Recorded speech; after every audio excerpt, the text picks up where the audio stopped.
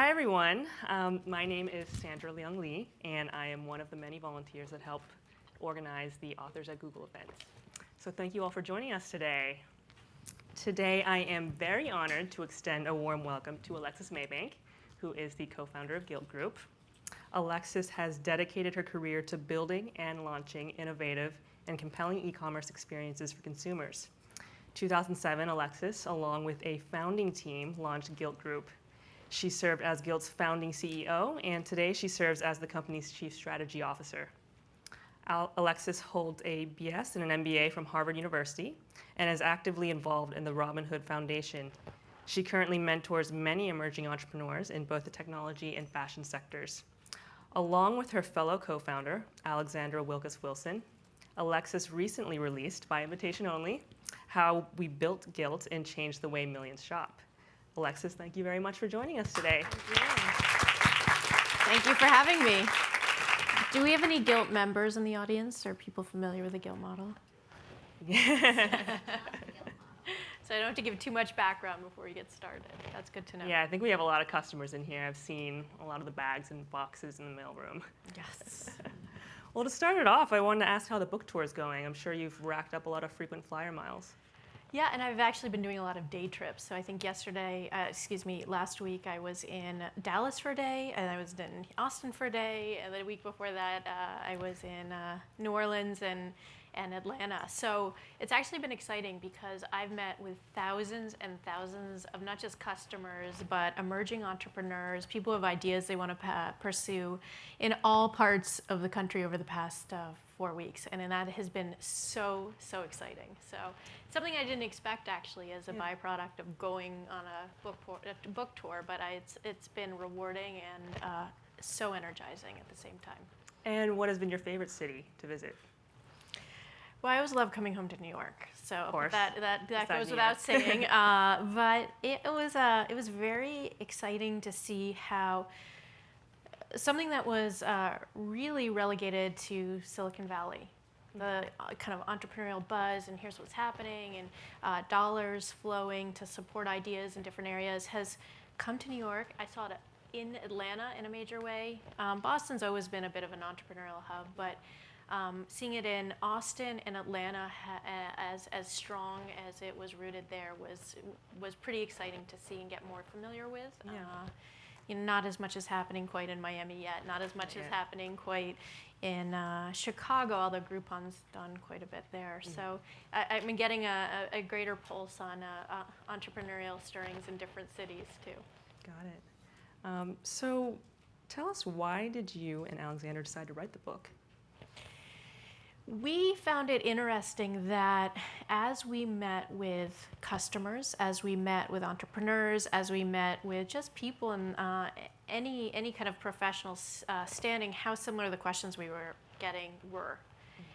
It was, how did you find capital? How did you find engineering talent? How did you go about convincing brands or your first partners to take a plunge in a time like 2007? The questions were so common, no matter the walk of life you found the person in. We actually always expected that when we met with customers and others, they'd want to know about, is Valentino really that tan in person? What are you going to have in your next Hugo Boss sale? So we thought those would be the questions we'd get most often. Nah, never. So it showed to us the common interests that people have in pursuing an idea that they're passionate about, common interests that they have in understanding how to go about it, because it's kind of a wish or a dream that many people harbor. Mm-hmm. And it's not just doing it as in the form of a startup, but all right, here in my family business, here's something I'm thinking about pursuing. Or in the context of a larger company, here's something I've been tasked to do, and how can I think about it differently? So we took these questions that we would get asked so often, the kind of common interest in also the story of Gilt. It's kind of a fun story in many ways, and wanted to just take a moment to document it and reflect on our past 5 years in a situation that's been one of the fastest growing businesses in recent memory, and just document it. Memories get fuzzy quickly, but also it was a good way for us just to put those answers down on paper from our point of view. There's not one right answer, but it was our opportunity to just state it, put it there, and relay it to a larger audience. The Gilt Handbook. At least some of our thoughts and lessons learned from the past 5 years in the trenches. Perfect. And how was the actual book writing process? This is your first book. So everyone in this room knows what the pace of technology is like today, right? We took 4 months from, okay, we're going to do this, to launching our business, which is even a long time frame now when you look. And then it was ridiculous. Our investors, everyone said, you're going out way too fast with this idea. I think, maybe slow it down, maybe take another month to make sure things are perfect. The pace of innovation today, is measured in sometimes weeks, idea to launch. And so when we spoke to the 3 publishers that approached us to do this project, and they said it would take 2 years, we really almost fell, I think both of our mouths fell open at the same time.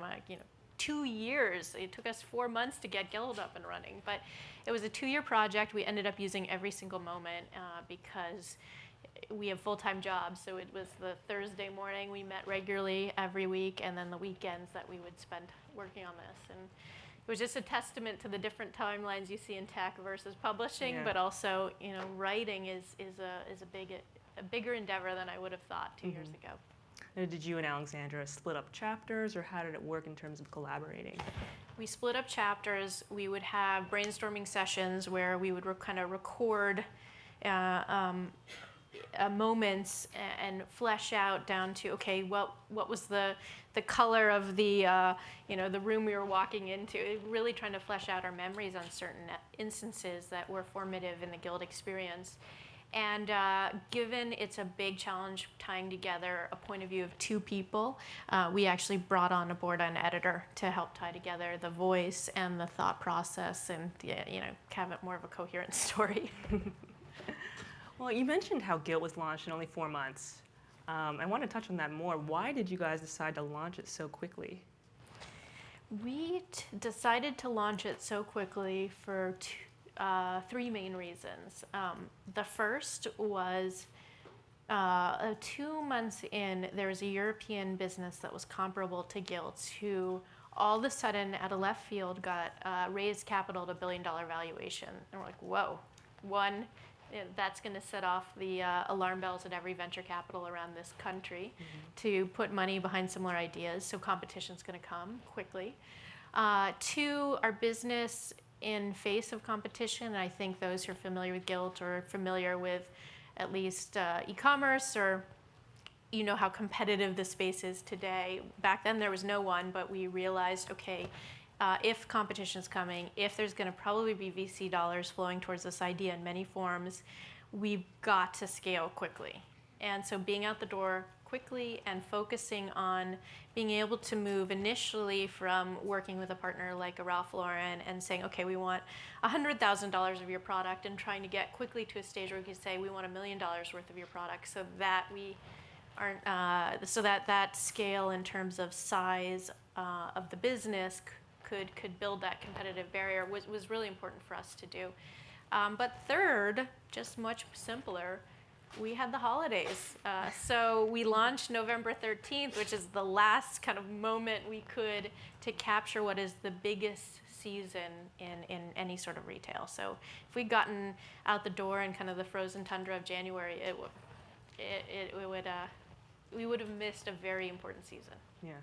Well, it worked out for you, so. It did.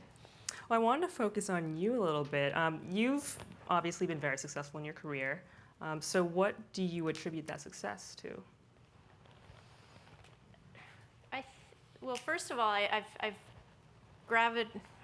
been a little bit on the venture capital side. This is my 3rd startup through Gilt, and I think to the extent you're operating in an environment driven and fueled by technology, if you're operating in an environment that is so rapidly evolving as our world is, jointly, and talking to the room here, there's kind of 2 characteristic traits that you need to have. One is flexibility. Flexibility to take any new challenge and adapt readily to that challenge. Flexibility to say, in our case, looking at our business, wow, I watched 12 months just pass where we went from 0% of our revenue coming in, people shopping over mobile devices, to now it's almost 30% of our revenue, people shopping over mobile devices. What does that mean for me in my context of my business? So I think you need a lot of personal flexibility. I remember being thrown into the trenches at eBay when I was 40 people, and I was right out of college. I was 22 years old or something, and in hyper growth, you get so many opportunities you'd never get. And I benefited not just because I was in the right spot at the right time, but also because I was flexible or maybe even naive enough to say, yes, I want to run Canada as you launch a new business, or yes, I'll learn about the automotive space and help you run eBay Motors, launch it, and get it up the door. So I think flexibility is just really important as you look and being open to changing contexts and changing opportunities that come up in a growth scenario. And just personally, I get some weird rush when I am thrown in the deep end of a pool where the water level slightly above and over my head, and where I have to learn about so much so quickly and come up to speed really. I just love that experience of feeling stretched and incredibly challenged. So there's no better environment than the entrepreneurial environment, because if I look at the first 4 months of Gilt, not only did I have to do the things I knew, product marketing, product development, thinking about acquiring an audience through viral marketing, social marketing really quickly, but I had to learn things that I never knew I'd have to ever confront, like how to find warehouse space in the New York, New Jersey area, and identify if through certain cues, if there would be mafia involvement in that space. Like I never thought I'd have to ever learn about something like that, but I get a kind of a weird thrill or How'd you figure that rush out? out of it. Well, one, is it unionized? That's one of the first things that you're supposed to look at. And I won't bore you because this is something you would never have to use in your day job. But second, I would walk into facilities and you could tell based on the trust level between the employees and the management. So I walked into facilities where literally during work hours, there was not a window, and all the doors were closed with chains. I was like, what happens if there's a fire? And warehouses have fires. What happens? And so, I was told to look for subtle cues in terms of the work structure, the organization of that workforce, and then the trust level between the workforce and the man. I mean, it sounds rational, but I was like, wow, I'd have to think about that. Interesting. I think chains are a good thing to watch out for. We don't have them in the Google. Yeah, could you imagine if there are chains on all these doors? That's what those we should do that as a test sometime. I'm sure they'd love it. See how people react. Well, so you talk about the thrill of starting a new business. Do you still feel the same thrill today as when you first started Gilt? I do, because our business is evolving every day. So we, a year and a half in, started building our Japanese business. So I was very involved in building Gilt Japan from ground up. I was highly involved in our expansion as we moved into Gilt Home. I was at the helm of the marketing team as CMO when we embraced and knew that we had to start investing heavily in data and personalization, and mobile as not just a form of customer acquisition, but in distribution of our product and services. So it evolves so much every year, again, something that everyone in this room can relate to, so that every quarter our business never feels the same. And that has led me to what I love best, the kind of pursuing new ideas, new opportunities, and getting them up and off the ground. Great. Who would you say are your most significant influences, past and present? My biggest influences have been, I would say, this is the easy one. I mean, my dad was somewhat of an entrepreneur, and so that was a big influence, and still a person in my life that I go to for a lot of advice. I played college athletics, and I think I had coaches who were highly influential, but that taught me a lot about the kind of tenacity you need to have as an entrepreneur. On the field, if you fall down, you got to get right back up and keep going. You fall down on your face so many times in business, and that's to be expected, and you need to keep up and keep going. And whether you like or don't like her political stance, I put it to the side. I actually learned quite a bit about seeing Meg Whitman at the helm of a business as it scaled from those 40 people to about 15,000 employees. Wow. And seeing that that person as she morphed from a startup environment to leading, a Fortune 500 business, like the stages of leadership and transition that you need to undergo and undertake in order to remain successful. Okay. We're not there yet. We're only at 1,000 people, which is tiny from You're the getting there. Google standpoint. But let's talk about Gilt. How was the actual idea of Gilt born? Gilt was born out of a personal interest that I had with my co-founder, Alexandra, in part through a first seed investor that we had, who's now full-time at the company, Kevin Ryan. He saw this model working in France and thought, there's elements of it that could be interesting here. And then we shaped it from a personal pastime of sneaking out of offices here in New York to attend New York designer sample sales in the city. I mean, we would drop everything. There was no location too far, no line too long. We just thought it was amazing to be able to get recent collections at 70% off. So that model and the fact that we get calls from family members saying, when you're at that Fendi sample sale, as you pop into the Louis Vuitton sample, if you could ever get me something like this, just buy it. I don't care, and I'll pay you back. So that gave us the confidence that there'd be other people and a nationwide audience that could perhaps also want to drop everything, in our case at noon, every single day to shop this way. And that was the formation of the idea, and gave us a sense too of kind of the emotion you'd bring to shopping in a format like this. And then from that, we tried to translate that online in a number of different ways. And so that's how the flash sale idea came about. And I mean, how did you guys pick the 36-hour time limit? We wanted to create an experience where every single time when you came to the site, the selection would be different, the experience would be different. There was never a guarantee that you could come tomorrow and find the same items. So 36 hours helped. Well, in fact, we even considered shortening it to much shorter than that, but it gave that sense of freshness every day. It was fleeting, it was going away, but honestly, we could have probably the same revenues as a business by having 3-hour sales. Over 65% of everything we sell as a company happens in an hour and a half a day. And that's, our idea, the business idea is quite simple at the face of it, but it's quite complicated to execute because starting as a small company, we had to build a business that looked like Amazon for that hour and a half and not overinvest in hardware and systems and employees, et cetera, that accommodated a business for the rest of the day was a startup. So we had this massive spike, and still do today, for just really 90 minutes each and every day, that impacts us dramatically from how we think about customer support to how we pick up and package 15,000 items, boxes going out the doors every single week from our 3 warehouses. Impacts how we keep a site stable and scaling, again, without overinvesting in technology, using the cloud in unique ways. Well, so we love data here at Google, and I'm sure you have a lot of data and analytics at Gilt.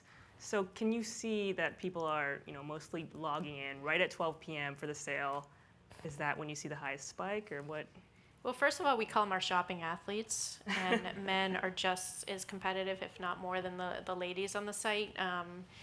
But we see a huge spike in traffic, a huge spike in inbound traffic at about 11:50 every day. And really what is happening is people are warming up the mouse.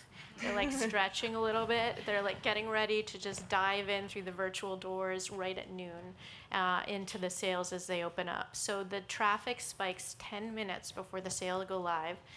We generally have about 400,000 to 500,000 people at this very same instant enter the sale at about noon, so that they can get in, elbow others out of the way, get items into their shopping carts quickly, so then they can take a breather for about 10 minutes, which is the cart limit, that you exclusively have access to that item, and then decide what they want to buy. So the peak spike in traffic happens from 11:50 to about 12:10 every day.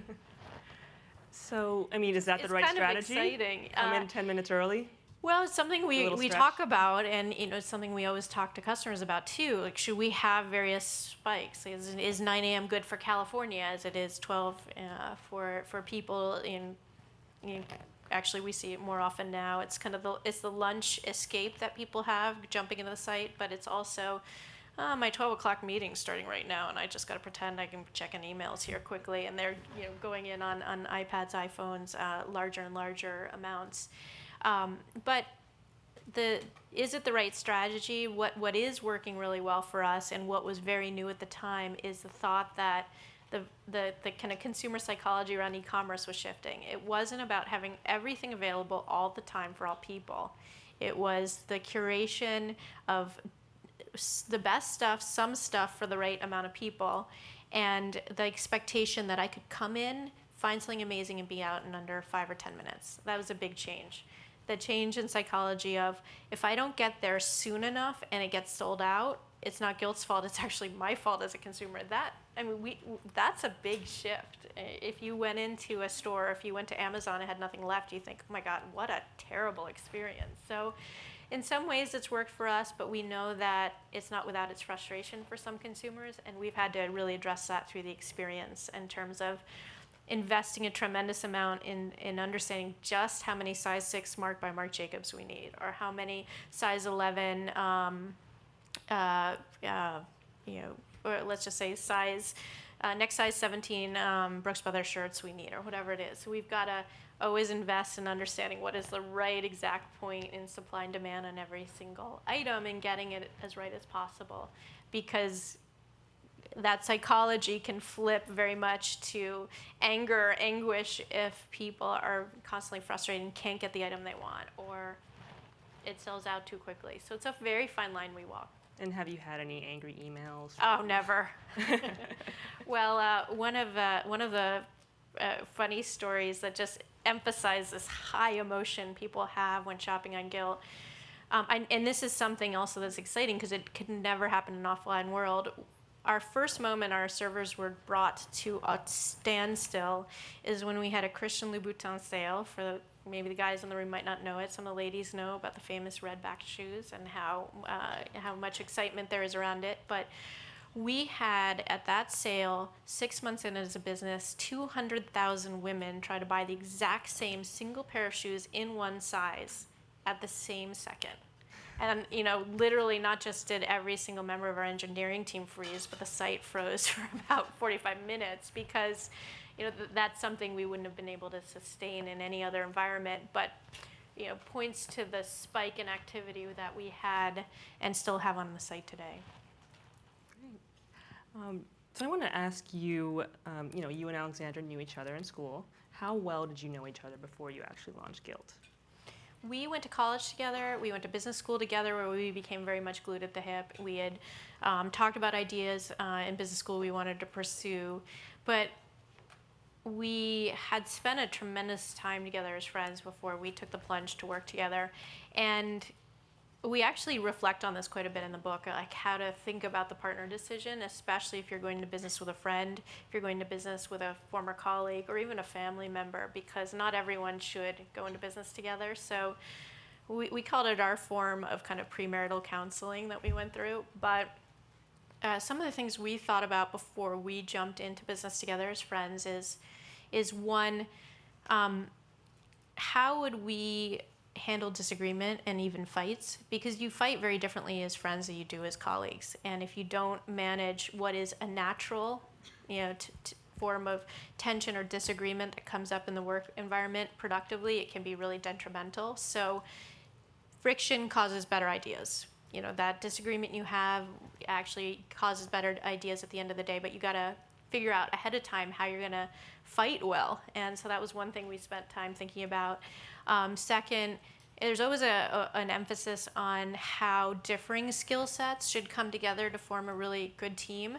But in our case, we really believed it was more important to think about how differing personalities come together to form a strong team.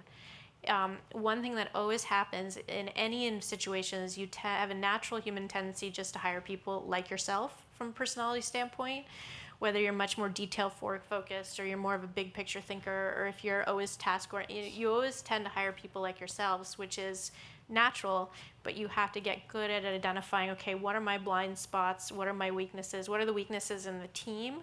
And be good at complementing and having a very differing group of people around the table, so that in our case, as a startup team, we weren't all blind, starry-eyed optimists, never saw an idea we didn't like, we're pursuing them all at the same time, and weren't as good at making decisions on anything else other than intuition. So we spent time thinking about whether we were good personality fits. And as we actually matured as a startup team, we started using things like MyersBriggs, which were really good at identifying what were major holes that we had around the table, because there's no more common killer to ideas, startup teams, internal teams, than having a group that doesn't work well together because they're all rushing down the same wrong path in the wrong direction at the wrong time, or there's a sense of lack of trust, or there's kind of red flags that in your optimism to make things work, you glossed over in a partner. So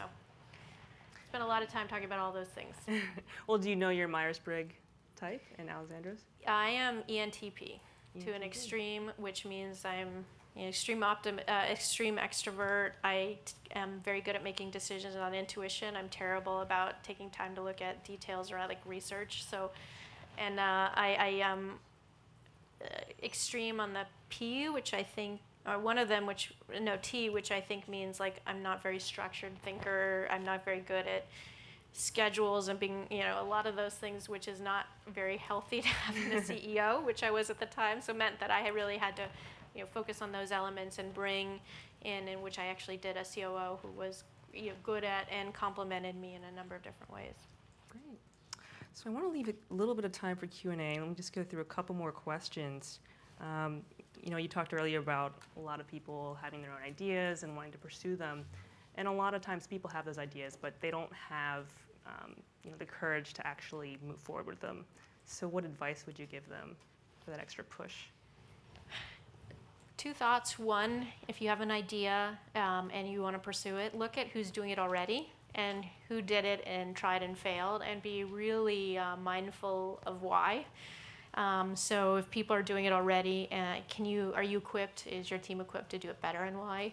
If someone has done it already and failed, again, why? Was it too early?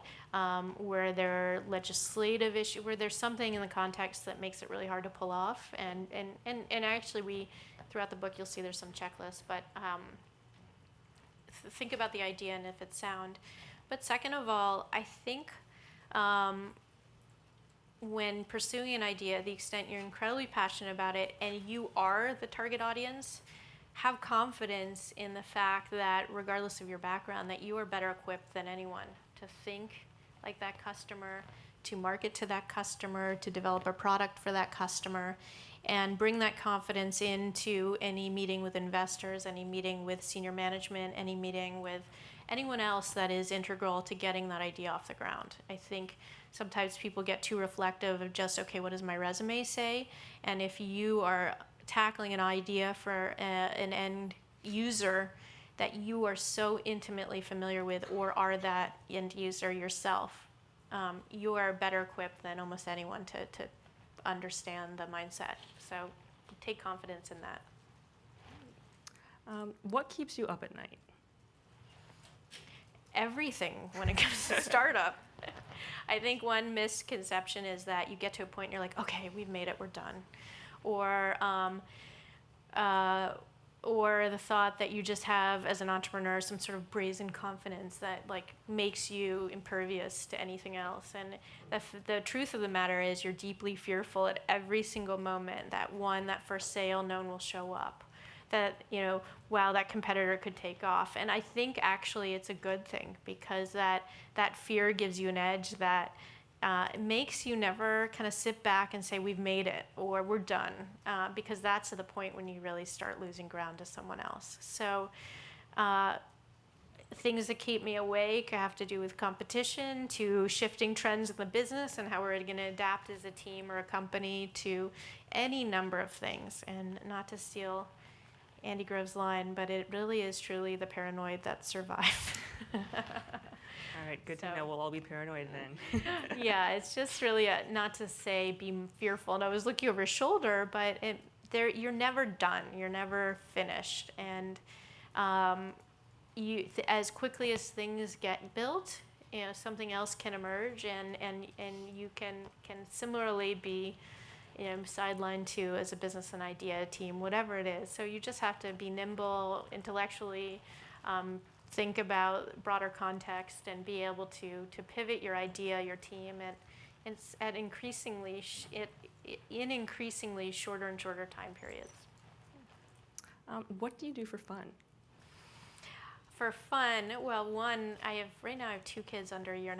So for fun, right now it's like chasing after them most of the time, and finding as much free time to see them as possible.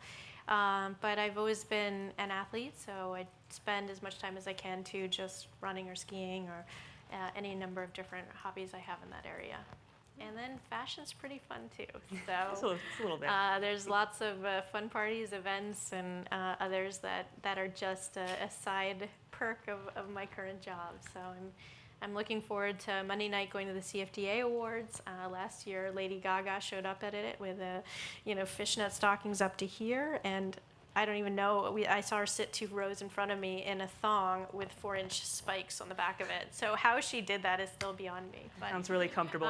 It will be a fun event on Monday night as well too. Cool. Last question before I open up to questions. Tell us something about yourself that we would find surprising about you. That I balance a career mostly in fashion by making sure that I do at least a 1 or 2 week camping excursion every year, usually in Alaska. So I feel like I got to still be able to get my hands dirty. So even though I operate in fashion, people always find it that I reveal this to. Most look at me in horror when I tell this to like a Zach Posen. That I still go, to the outback of Alaska or other spot, try to at least a week a year.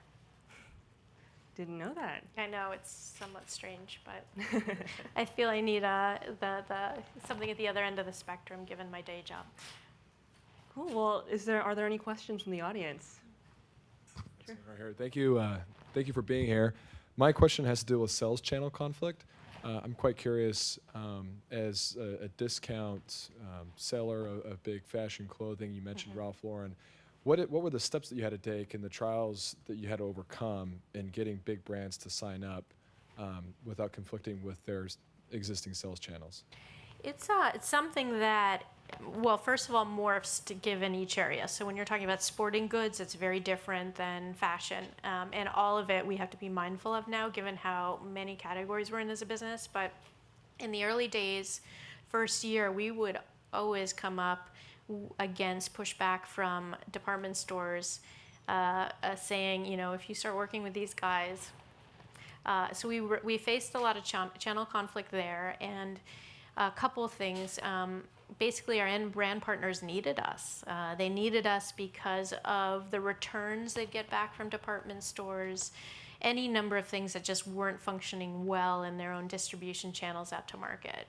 But the second thing that's much more important today in terms of every brand we work with, and something we had to pivot our original idea around, we really thought we'd just be a liquidator initially of desirable product that, given the seasonal construct of fashion, they're already about to sell fall. And are we thinking about buying fall woolen products right now? No, we're thinking about buying summer, but that's a season old and that's what we're selling. We thought that would be our business opportunity, is just this messed up seasonal cycle in fashion and being able to help brand partners with end of season goods. But it morphed quickly to our partners really wanting to work with us because the context of their business was changing. Those that were coming in the stores tended to be 50 years old or older. They're having a really tough time. We're reaching younger consumers who are increasingly behind flat panel monitors for 80 hours a week and not spending time in stores.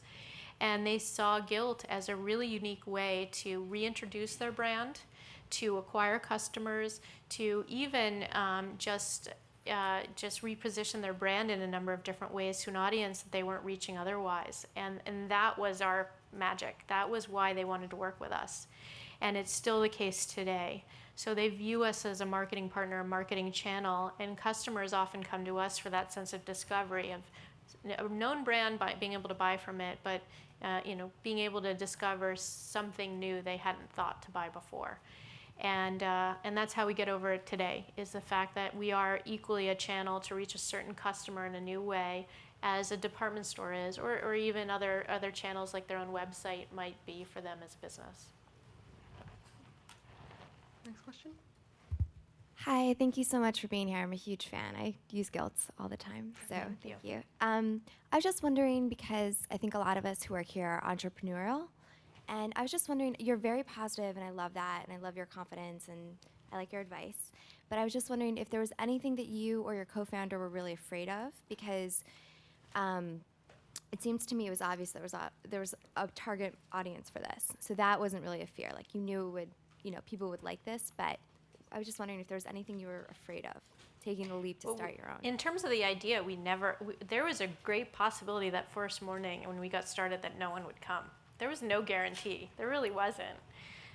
We had sent out lots of invitations to many, many, many people, but when you're standing there, your first sale, and you're trying to move through what was our first purchase of about $8,000 worth of Zac Posen inventory, like, there's a real possibility no one would show up, and then no one else would sell to us, and that we wouldn't be able to get a number of different things. But it shifted a lot over time, and there's no more gut-wrenching experience than in starting your own business. It's filled with lots and lots of lows, and you just have to know that that's coming. But one thing that was pretty scary in the early days is, would we be able to raise money for this idea?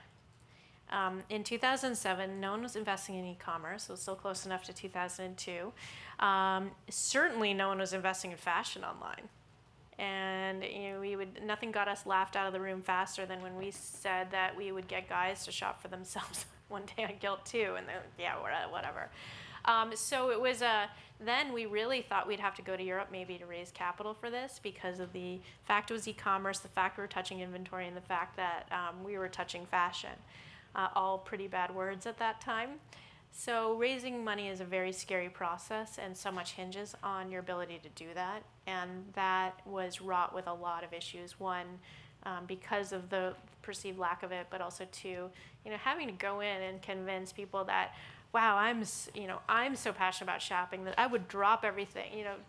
Trying to convince a room full of people that, often guys who cared nothing about fashion, that this was a big opportunity. There were many moments where we really thought we wouldn't be able to raise money for it. Sorry, guys. I think we only have time for one more question. I saw you walk up first. Oh, I hope this is interesting enough. So my sister and I were talking about this a few weeks ago. We're both Amazon Prime members, and we both now don't buy anything online if we have to pay for shipping. That's just the psychology of it, even though we pay for Amazon Prime. Have you ever bought on Gilt? Yes, but there are many times that I don't buy something because I don't want to pay the shipping. Even though you do have the free shipping then for the next X amount of time. Is this something that ever comes up where you think about the psychology All the time. of this?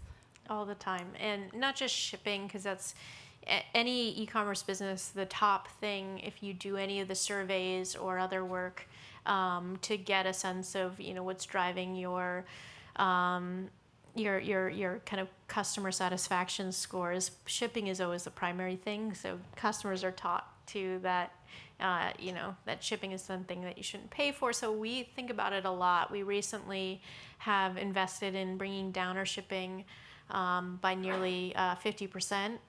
The truth is that you're always paying for shipping as a customer. It's just where you're paying for it, in the price of the good or in the shipping itself. So we do think about it a lot. We're working on something right now that I can't reveal, but hopefully you like it. But I'm curious to know, when you do buy on Gilt, and given your statement about Prime, why did you buy with us? What drove you to make that purchase regardless? I would, most of the times that I buy something on Gilt, it's either something that's just an absolutely amazing deal, and the shipping added onto it still makes it an amazing deal, or it's something I absolutely must have. But like, especially for some cheaper items like jewelry and stuff, I just won't buy it because I don't want to pay for the shipping. Yeah, and that's common, that what we hear across our membership is that, like, because of the pricing and the availability, I just can't get it anywhere else, and then I must have it. So that has made it so that we can do a little bit more. You know, we can pass on the lowest prices through the cost of the item and try to just push our pricing lower and lower on shipping. But yeah, it's something we're working on and spending a lot of time thinking about. So it's a great question, and we know it's at the top of every single person's mind who shops anywhere online. It's the top driver. Thank you. All right, well, Alexis, thank you so much for joining us today. For We're really having grateful me. for your time. Thank you very much.